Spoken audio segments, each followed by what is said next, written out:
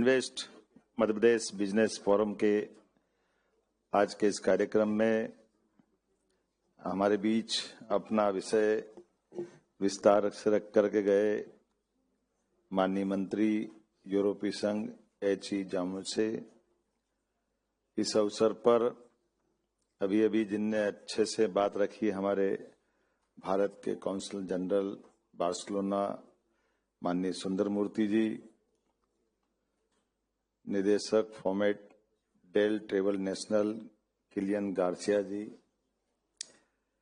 इस अवसर पर सुश्री क्रिस्टीना निदेशक इंटरनेशनल ट्रेड यूनिट माननीय संजय दुबे जी, माननीय शिवशेखर शुक्ला जी, राघवेंद्र सिंह जी, सुदाम खांडे जी, इलय राजा जी, नमस्ते बार्सिलोना।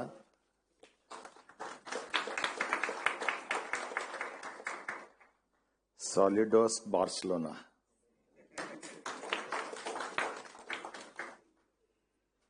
मैं यूरोप की आंख बार्सिलोना को भारत की ओर से, भारत के हृदय स्थल मध्य प्रदेश की ओर से आपको नमस्कार करता हूं, आपको प्रणाम करता हूं। मंच पर उपस्थित सभी अतिथिगण, इस सभागार में मौजूद सभी भाइयों और बहनों, आधुनिकता और परंपरा को चमत्कार में कैसे बदला जा सकता है। दुनिया में कहीं सीखना हो तो बार्सिलोना से, स्पेन से सीखा जा सकता है। हमारे लिए ये बार्सिलोना का अपने इस अलग प्रकार के शहर के हिस्ट्री में जिस प्रकार से नवाचारों का शहर, चमत्कारों का शहर और पुरुषार्थी और प्रारब्ध के ऊपर एक तरह से अपनी विजय पताका फहराने वाला शहर, ये बार्सिलोना, आपका मैं स्वागत करता हूं, अभिनंदन करता हूं। इस शहर को ऐसा लगता देख करके कि जैसे सपनों का शहर हो। हमारे यहाँ तो माँ सरस्वती की हमारी सबके अवधारणा है कि माँ सरस्वती के माध्यम से कल्पनाशीलता के बाहर जाकर के भी उसकी सुंदरता ग्रहण होती है। ऐसा लग रहा है कि सरस्वती माँ ने सीधे बार्सिलोना का आशीर्वाद दे दिया है। वो दृश्य ऊपर से भी दिखाई देता जब मैं यहाँ उतरने वाला था और यहाँ आकर के देखकर भी लगता है जिस प्रकार से शहर की रचना बनी हुई है, जिस प्रकार से बाकी व्यवस्थाओं के साथ यहाँ के लोग अपने अतीत से भी गौरवशाली संबंध रखना चाहते हैं। और मैं माननीय प्रधानमंत्री जी को याद करूंगा जब उनने भारत के संदर्भ में ये बात कही है कि विरासत से विकास की ओर कदम बढ़ाएं, तो मुझे लगता है स्पेन उनके दिल में जरूर होगा। इस नाते से उन्होंने ये शुरुआत की होगी। इस माध्यम से भी मैं माननीय प्रधानमंत्री जी के माध्यम से आपके इस गौरवशाली अतीत को नमस्ते करता हूं। भूमध्य सागर के शहर समीप बसा हुआ यह शहर प्राचीन व्यापार व्यवसाय के माध्यम से अपनी पहचान बनाता है। टूरिज्म, तकनीक, रचनात्मक उद्योगों की ये नगरी बन चुका है। और बार्सिलोना के संबंध में बोलने के लिए तो बहुत कुछ है, लेकिन मेरे पहले सारे वक्ताओं को बोलते बोलते समय की सीमा भी बताई गई थी, तो मैं अपने से भी पालन करना चाहूंगा कि मैं भी आपके इस समय सीमा का पालन करते हुए अपनी बात कहूं। बातें सारी आ गई है, चाहे खेल हो, कला हो, पर्यटन हो, प्रौद्योगिकी हो। बार्सिलोना ने विकास और नवाचार का एक नया मार्ग दिखाया है। जिस प्रकार से बार्सिलोना ने वैश्विक नवाचार और संस्कृति को प्रोत्साहित किया है, मध्य प्रदेश भी स्थिर शासन, सरल प्रक्रियाओं और तेज निर्णय की क्षमताओं के आधार पर दुनिया का विश्वास जीतने में ठोस कदम उठा रहा है। मैं ये आपको ये आश्वस्त कर सकता हूं राज्य सरकार के मुखिया के नाते से। हमारे लिए भारत के संदर्भ में तो सारी बातें आ ही चुकी है। दुनिया की सबसे बड़ी चौथी अर्थव्यवस्था में भारत अपने स्थान पर है और कुछ समय बाद ये तीसरे स्थान तक भी अपने परिश्रम और पुरुषार्थ से पहुंचेगा। ये माननीय नरेंद्र मोदी जी का चमत्कार, माननीय प्रधानमंत्री जी का चमत्कार दुनिया देख रही है, एहसास कर रही है। उनकी प्रेरणा से make in India, digital India, startup India, ऐसे कई औद्योगिक विकासों की नई दिशाएं प्रारंभ हुई है। दोनों देशों के स्पेन के संदर्भ में अगर कहूं तो भारत और स्पेन के दोनों के बीच लोकतंत्र, नवाचार, मानवता के साझा मूल्यों पर दोनों देश खड़े दिखाई दे रहे हैं। हमारे द्विपक्षीय व्यापार में भी 9 बिलियन अमेरिकी डॉलर को हमने पार किया है। 230 से अधिक स्पेनिश कंपनियां भारत में सक्रिय है और 80 तो भारत से आकर स्पेन में सक्रिय है। C-295 एयरक्राफ्ट डील जैसे रक्षा समझौतों ने हमारी तकनीक, सहयोग और औद्योगिक विकास को नई गति दी है। डिफेंस सेक्टर में भी हमारी ऐतिहासिक साझेदारी हुई है, जिसमें कई सौ विमान या कई प्रकार के हमारी आपस की व्यापारिक संभावनाओं पे हमने अपनी ठोस गति बढ़ाई है। मध्य प्रदेश के संदर्भ में अगर मैं कहना चाहूंगा तो ऐसा लगा कि यहाँ जिस प्रकार की मध्य प्रदेश की और स्पेन की हमारी यात्रा प्रारंभ करने के पहले जो कल्पनाशीलता थी, मुझे लगा कि वो सच्चे अर्थों में कई देशों में गया, लेकिन सबसे ज्यादा आनंद कहीं आया तो स्पेन में आपके बीच मिलकर के आनंद आया। मुझे इस बात की प्रसन्नता। एक एक चीज स्पेन ने अपने सभी प्रकार के अलग अलग सेक्टर में, इंडिटेक्स में जब मैं कल गया था तो काटन तो हमारा, और काटन के माध्यम से कपड़े की दुनिया में बेताज बादशाह बनने की जो क्षमता यहाँ हासिल हुई है, ऐसा लगा दो बिछड़े भाइयों की ताकत का एक बड़ा मुकाम हमारा रेडीमेड गारमेंट्स का या टेक्सटाइल का भी है। ये मुकाम मुझे यहाँ आके अपने आत्मविश्वास को और मजबूत करने का मौका मिला है। और उससे अच्छी बात जो एहसास होती है कि आमतौर पर व्यापार व्यवसाय करते करते व्यापार के साथ इथिक्स की बात पीछे छूट जाती है। जब धन कमाने जाते हैं तो धन कमाते कमाते उससे जुड़ी हुई मानवीय मूल्यों की जो भावना है, उस भावनाओं में हमारी कहीं न कहीं ज्यादती हो जाती है, कहीं अन्याय हो जाता है।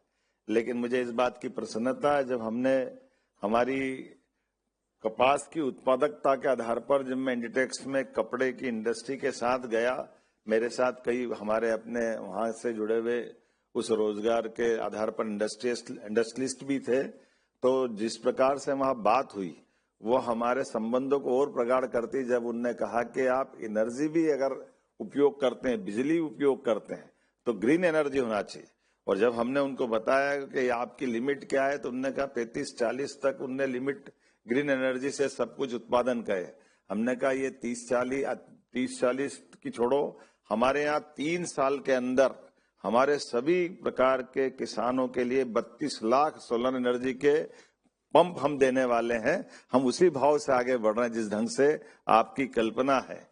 और केवल एक नहीं, मध्य प्रदेश के अंदर हमारी जितनी कुल उत्पादकता बिजली की है, उस उत्पादकता में आधी से ज्यादा ग्रीन एनर्जी हम अपने सोलर से, विंड से, पावर स्टोरेज से न केवल देश के लिए बल्कि दुनिया के लिए एक आदर्श राज्य बनने की तरफ हम ठोस कदम बढ़ा रहे हैं। मुझे इस बात की प्रसन्नता है। जब जैविक कपास की बात आती है, सभी प्रकार की फसल उत्पादन की बात आती है, सभी क्षेत्रों में समान रूप से मध्य प्रदेश ने अपनी गति बढ़ाई है। और इसी के साथ साथ हमारी अपनी भावनाओं के बलबूते पे देखें, मैं आबादी का रेशो जोड़ रहा था कि बदलते दौर में भारत ने क्या प्रगति की है।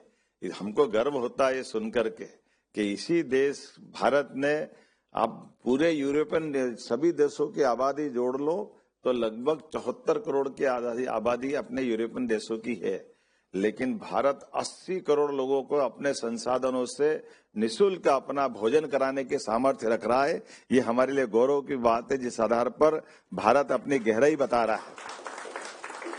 जितनी आबादी हमारी स्पेन की है, इतने लोगों को तो आवास देने का संकल्प माननीय मोदी जी के माध्यम से कि हाँ, निःशुल्क आवास हमारे लोगों को देने के लिए अपनी क्षमता होना चाहिए। उसमें से बड़ा आंकड़ा मध्य प्रदेश की तरफ से भी हमने अपना कंट्रीब्यूशन मिलाते हुए खड़ा कर दिया है, जिसके आधार पर हमारी जो जीवन के मूलभूत अधिकारों के लिए मनुष्यता के साथ संबंध होना चाहिए, तो न केवल उनके खाने के, रहने के, उनकी अपनी बाकी पढ़ाई से लेकर के सभी व्यवस्था तक, लेकिन आपने उससे आगे बढ़ते हुए हमारे प्राकृतिक रूप से भी उन बातों का आग्रह किया है जो हजारों लाखों साल से भारतीय अपने उन प्राकृतिक संबंधों के बलबूते पर संस्कृति को लेकर के दुनिया में अलग से गौरव हासिल करते आए। इसलिए इकबाल ने कहा कि कुछ बात है कि हस्ती मिटती नहीं हमारी। वो कुछ बात में एक महत्व की बात यही है, जो जियो और जीने दो में विश्वास करती है। हमारे साथ ये साझा संबंध न केवल व्यापारिक दृष्टि से बल्कि मानव मूल्यों की दृष्टि से भी ऐतिहासिक रोल अदा करेंगे। इस नाते से आइए, स्पेन अब उस तरफ बढ़ रहा है जिस तरफ की संभावना हमने वैश्विक नक्शे पे आज के दौर में देखी है कि आज यूरोपियन देशों के लिए अगर सबसे सही राह पे चलने वाला एक साझेदार की बात करेंगे तो हमारा भारत उस दिशा में अपनी भूमिका अदा करने के लिए तैयार है, जिसकी वर्षों से इंतजार था। और भारत के साथ यशस्वी प्रधानमंत्री के नेतृत्व में मध्य प्रदेश भी कदम से कदम मिला करके उसी प्रकार से बढ़ रहा है, जब न केवल हमारे टूरिज्म में बल्कि नई टेक्निक में, अलग अलग प्रकार के एजुकेशन के सेक्टर में, हेल्थ के सेक्टर में, फूड इंडस्ट्री, और खासकर आज जब मैं यहाँ सवेरे उस मार्केट में गया जहाँ हमने खास करके आपके यहाँ के सभी प्रकार के फल, फूल, सब्जी, उसके मार्केट के आधार पर जो रचना बनाई है, हमने तो वही बात भी की थी। और ये उसी प्रकार से जब हमारे अपने ये जो फूड सप्लाई चेन को संभालते हुए दुनिया के अंदर एक अलग प्रकार से स्पेन ने अपनी जगह बनाई है, तो डेटा सेंटर में भी कल हमने जो निर्णय किया और हमारी काम करने की गति भी आपको दिखाई देगी कि कल हमने डेटा सेंटर का, उनकी टेक्नोलॉजी को समझने का प्रयास किया और आज मध्य प्रदेश सरकार की ओर से एमओयू कर लिया है। ये बदलते दौर में भारत के अपनी प्रगति का ये प्रमाण भी। और कितना अच्छा लगा जब वो हमारे साझेदार ने हमारी भारतीय टाई को गौरवान्वित किया। हमारा सबका 56 इंच का सीना हो गया कि हाँ, आज के इस दौर में हमारे अपने उत्पाद को लेकर के एक आत्मीयता का रिश्ता भी बनाने की जरूरत है और ये बाकी लोगों को प्रेरणा देने की जरूरत भी है। मैं आज के इस अवसर पर बोलने के लिए तो बहुत कुछ बोल सकता हूँ, लेकिन फार्मास्यूटिकल्स और हेल्थ केयर से लगा करके बायोटेक क्लस्टर और कई प्रकार के सेक्टर में हम काम कर रहे हैं। आईटी और डिजिटल इकोनॉमी की दृष्टि से बात आ चुकी है। फिल्म और बाकी चीजों पे भी हमने काम किया है।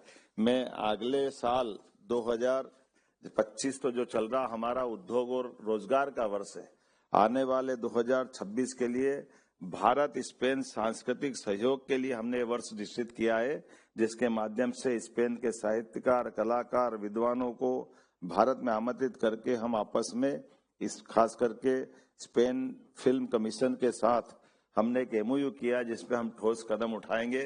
मैं खेलों के लिए भी कल लालिना और यहाँ के भी ऐसे कई सारे फुटबॉल के एसोसिएशन से भी बात कर रहा था और हमने कहा कि भविष्य में ओलंपिक में हमारे यहाँ कई प्रकार के अलग अलग क्लबों के साथ विभिन्न खेलों में भी एक दूसरे से साझा रूप से हम आगे बढ़ सकते हैं। बोलने के लिए तो बहुत कुछ है, लेकिन करने के लिए बहुत थोड़ा समय है। मैं मान के चलता हूँ, थोड़ा ज्यादा मत बोलो, थोड़ा बोलो और ठोस काम करो। इस भाव के निहित करते हुए अपनी बात को समाप्त करता हूँ। पुनः आप सबका अभिनंदन करता हूँ। बहुत बहुत धन्यवाद। भारत माता की जय।